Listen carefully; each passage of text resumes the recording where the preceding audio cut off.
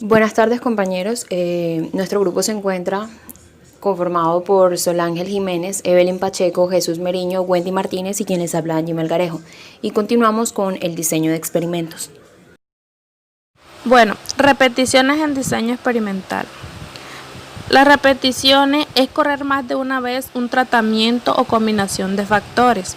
Se considera repetición a la aplicación de ese tratamiento a una nueva unidad experimental. Dado que toda observación tiene error, para estimar insesgadamente el efecto de un tratamiento, se debe promediar sobre un conjunto de repeticiones. Las repeticiones de un experimento son importantes porque si hay una ley implicada debe ser siempre el mismo o moverse en cierto rango. Por otro lado, existe la posibilidad de errores en las mediciones que no se descubren si no se repiten varias veces. Se puede realizar varias veces el experimento mediante el botón de girar e ir observando la frecuencia relativa con que cae en cada sector. El lado izquierdo de la pantalla aparece esta frecuencia expresada como porcentaje y la ocurrencia acumulativa de cada sector. Para simular la realización del experimento 10 o 50 veces, hay que elegir el número de las repeticiones mediante el menú. La aleatorización en diseño experimental. La aleatorización es un principio que consiste en hacer experimentos en orden aleatorio. Este principio aumenta la posibilidad de que el supuesto de independencia de los errores se cumpla. Hace asignación al azar de tratamientos a las unidades experimentales, una suposición frecuente en los modelos estadísticos de diseños de experimentos en que las observaciones o los errores en ellas están distribuidos independientemente. La aleatorización hace válida esta suposición. Aleatorizar todos los factores no controlados por el experimentador en el diseño experimental y que pueden influir en los resultados serán asignados al azar a las unidades experimentales.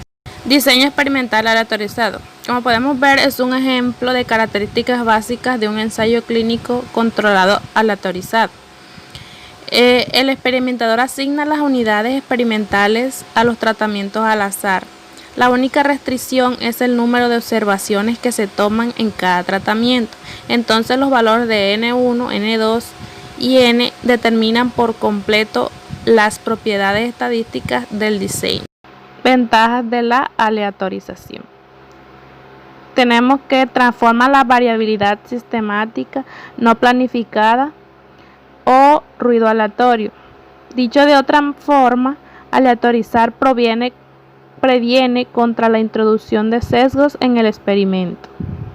También evita la dependencia entre observaciones al aleatorizar los instantes de recogida muestral y también valida muchos de los procedimientos estadísticos más comunes. También tenemos lo que es validación interna en diseño experimental. La validación es el grado de confianza que se tiene de que los resultados del experimento se interpreten adecuadamente y son válidos. Se logra cuando hay control. Tener control significa saber qué está ocurriendo realmente con la relación entre las variables independientes y dependientes. Cuando la ha controlado, es posible determinar la relación causal. Cuando no se logra el control, no se puede conocer dicha relación. Pueden cifrarse en 8 las variables o factores que han de ser objeto de control por su incidencia en la validez interna de un diseño, que son historia, maduración, administración de test, instrumentación, regresión estadística, sesgo y mortalidad experimental. Validez externa en diseño experimental. Plantea el interrogante de la posibilidad de generalización. ¿A qué poblaciones, situaciones, variables de tratamiento y variables de medición pueden generalizarse estos efectos? Los factores que amenazan la validez externa o representatividad de un diseño son efecto reactivo o de interacción de las pruebas, cuando la prueba modifica la calidad de la reacción del participante a la variable experimental, por lo que no sería legítimo generalizar a las poblaciones que no han recibido el estímulo de prueba. Otro es la interacción de los rasgos de selección y la variable experimental. También está efectos reactivos de los dispositivos experimentales. Impedirán hacer extensivo el efecto de la variable experimental a las personas expuestas a ella en una situación no experimental. Y por último, la interferencia de los tratamientos múltiples. Suelen persistir efectos de los tratamientos anteriores. Reproducción. Viene a ser la reproducción o réplica del experimento básico, es decir, asignación de un tratamiento a una unidad experimental.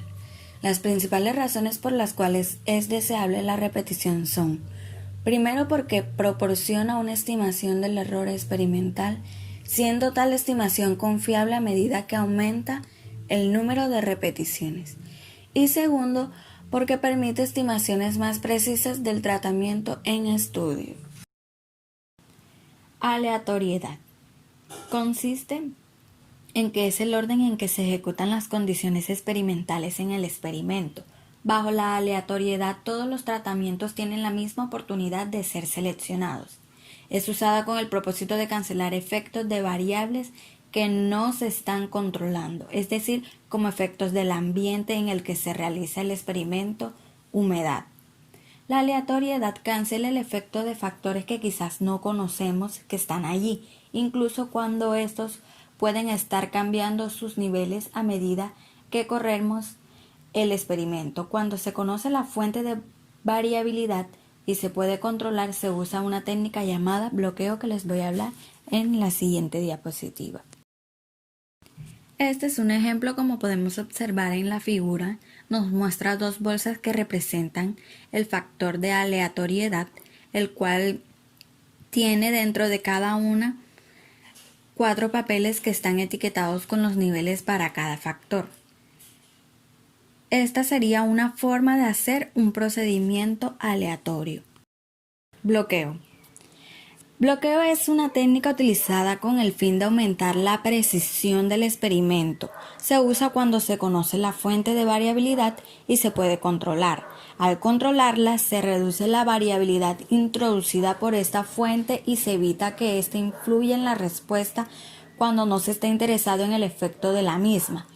Un bloque es una porción del material experimental que debe ser más homogénea que el conjunto completo del material.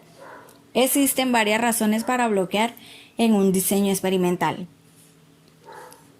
El primero sería: puede incrementarse la precisión de un experimento. La diferencia entre los dos bloques es eliminada del error experimental en el análisis de resultados, reduciendo de esta forma el error.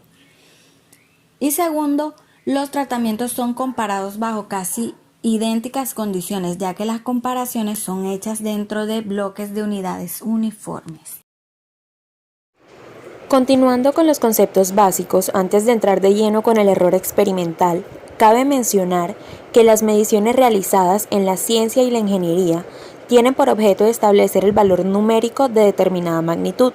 Dicho valor numérico no corresponde al valor real de la magnitud que se mide, porque los resultados obtenidos en el proceso de medición son aproximados debido a que se obtienen en presencia del error experimental. Cuando un físico mide algo, debe tener gran cuidado para no producir una perturbación en el sistema que está bajo observación. Por ejemplo, cuando medimos la temperatura de un cuerpo, lo ponemos en contacto con un termómetro, pero cuando los ponemos juntos, algo de energía o calor se intercambia entre el cuerpo y el termómetro, dando como resultado un pequeño cambio en la temperatura del cuerpo que deseamos medir. De esta forma, el instrumento de medida afecta de alguna manera la cantidad que deseábamos medir. Además de esto, las medidas están afectadas en algún grado por un error experimental debido a las imperfecciones inevitables del instrumento de medida. El experimentador tiene una tarea básica que consiste en la medida de magnitudes con objeto, tanto de establecer nuevas leyes como de comprobar la validez de otras previamente establecidas. El proceso de medición produce inevitablemente errores o imprevisiones en los resultados debido a dos factores. El primero son las imperfecciones por el equipo de medición y el segundo, las limitaciones que se atribuyen al experimentador. Ahora sí, continuando con el error experimental, este es considerado un desvío del valor calculado de una magnitud física con relación al valor real de dicha magnitud. Generalmente, los errores experimentales se caracterizan por ser inevitables y dependen especialmente del procedimiento que se escoja y la tecnología con que cuente para realizar la medición. Cabe mencionar que en un experimento todas las medidas pueden afectarse de cierto modo, ya sea por los defectos o las deficiencias del instrumento o los obstáculos obligados por nuestros sentidos que deben identificar la información. Clasificación de los errores. El error se define, como habíamos dicho antes, como la diferencia entre el valor verdadero y el obtenido experimentalmente. Los errores no siguen una ley determinada y su origen está en múltiples causas. Atendiendo a las causas que lo producen, los errores se pueden clasificar en dos grupos: errores sistemáticos y errores accidentales.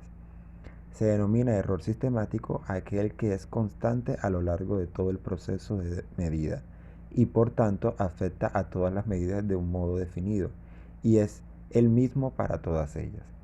Estos errores tienen siempre un signo determinado y las causas probables pueden ser: primero, errores instrumentales, es decir, de aparatos o máquinas, por ejemplo, el error calibrado de los instrumentos. Segundo, error personal. Este es en general difícil de determinar y es debido a las limitaciones de carácter personal, como por ejemplo los errores de paralaje o los problemas de tipo visual. Tercero, errores de método de medida, que corresponden a una relación inadecuada del método de medida, lo que incluye tres posibilidades distintas: la inadecuación del aparato de medida, del observador o del método de medida propiamente dicho. Se denominan errores accidentales aquellos que se deben a las pequeñas variaciones que aparecen entre las observaciones sucedidas realizadas por el mismo observador y bajo las mismas condiciones. Las variaciones no son reproducidas de una medición a otra y se supone que sus valores están sometidos tan solo a las leyes del azar y que sus causas son completamente incontrolables para un observador. Los errores accidentalmente poseen en su mayoría un valor absoluto muy pequeño y se realiza un número suficiente de medidas que obtienen tantas desviaciones positivas como negativas. Y, aunque con los errores accidentales no se puede hacer correcciones, para obtener valores más concordantes con los reales sí se pueden emplearse métodos estadísticos, mediante los cuales se pueden llegar a algunas conclusiones relativas al valor más probable en un conjunto de mediciones. Ahora bien, la potencia de una prueba de hipótesis depende de tres elementos. El primero es el alfa o nivel de significación. Esto es, si se aumenta el alfa, también aumenta el valor de la potencia. Eso sí, con un mayor riesgo de cometer falsos positivos por convención. Alfa se suele fijar en valores como 0,05 o 0,01, por lo que ahora nos vamos a fijar en ello. El segundo es el tamaño del efecto, que es la magnitud de las diferencias entre grupos, la fuerza de una asociación entre variables, etc. Esto bien si mantenemos fijo el nivel de significación, el tamaño de la muestra. A medida que aumenta el tamaño del efecto, aumenta también la potencia del contraste. Es decir, que de dicha forma llana y rápida, los efectos de gran tamaño son más fáciles de detectar que de los pequeños. Y por último, el tamaño de la muestra. El tamaño de la muestra es, si bien se quedan fijos los demás elementos a nivel de significación y tamaño de efecto. Al aumentar el tamaño de la muestra, aumenta también la potencia de la prueba. Esto es, con una muestra más grande es más probable detectar diferencias significativas entre los grupos. También cuando realmente estos existen. En la imagen siguiente podemos ejemplificar bien este hecho, porque la zona sombreada de color azul representa la probabilidad de cometer un falso positivo, es decir, de mantener que no existen diferencias entre los grupos cuando en realidad sí las hay. La potencia de la prueba dada por 1b, como puede apreciarse, manteniendo todos los demás iguales con una muestra de n que es igual a 20, que es el área azul. Esta es considerablemente mayor. Es con una muestra mucho más grande de N200. Esto es, con una muestra pequeña, la probabilidad de cometer un falso negativo se incrementa, y en correspondencia sería menor la probabilidad de decir que si hay diferencias significativas entre los grupos, cuando realmente sea así.